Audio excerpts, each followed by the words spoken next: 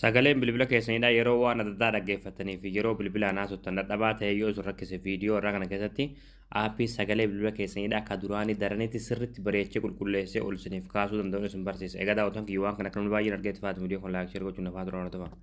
Aappii kana gad buufachuudhaaf as Google Chrome keessatti galtanii achi booda bakka sarchii kana tura tokkoof kilikni gootu achi booda bakka sarchii kana irratti michuu yoo bisattanii barreessitanii michuu yoo bis.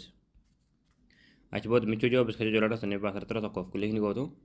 Ammallee asirratti michuu joobis.com hojii waan tura tokkoof kilikni gootu. Ammallee haala kan asiteessifataa asirra ta'e foon sarchii tura tokkoof kilikni gootu. Bakka sarchii irratti qubee va la maa barreessitan achi booda sarchii fuuldura kan kilikni gootu sarchii gootu. Achi booda ammallee haala kanaa suuraa kan jijjiirraa suuraa kan tura tokkoof kilikni gootu. Achi booda appicha gad buufachuudhaaf sirra ulfaa gad deemtu namaa. Achi booda dhumarratti qalamtii waan kan barraa yaappii as tuqaa buufadhaa akka jalatti daawuloor keessatti daawuloor tan tuutaniiti aappii kana lula keessatti gad buufatanii. Hayya daawwatan kiyyaa aappii buufatanii yeroo galtan aappiin kana haala kanaa isin barama jechuudha. Haala kanaa 30 60 dhibba isiniif jechuudha. Yoo barbaadan dhibbarni keessanii yoo barbaadan baaddamarra keessanii yoo barbaadan hamma feetara keessa kaa'uu dandeessan jechuudha. Hanga nugu hajjetan jechuudha. Sagalee dhaggeeffachaa jechuudha. Achi booda kan haala kanaan kan itti dabaltan jechuudha. Haala kanaan sagaleen bilbila keessanidha akka duraanii daranitti sirriitti qulqulleessee yeroo waa dhaggeeffatanis yeroo bilbilaan haasottanis isin dhageessa jechuudha. Aappii baay'ee tokko bareedaa ta'edha.